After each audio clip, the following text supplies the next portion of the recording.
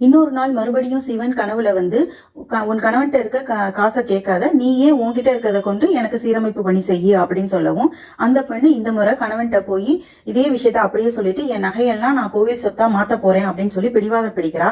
என்ன பேசியும் அந்த கஞ்சனால தன் மனைவியை சமாதானப்படுத்த முடியல.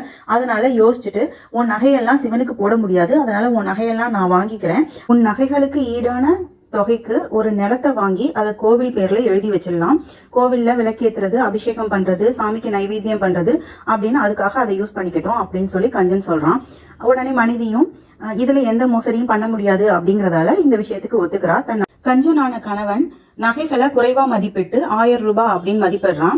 அதுக்கு ஈடா ஒரு தரிசு நிலத்தை வாங்கினதா கணக்கு காட்டிடுறான். 1200 போட்டு வாங்கினதா கணக்கு காட்டிடுறான்.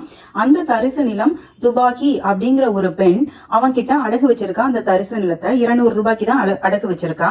அதை அவளால மீட்க முடியாம கொஞ்சம்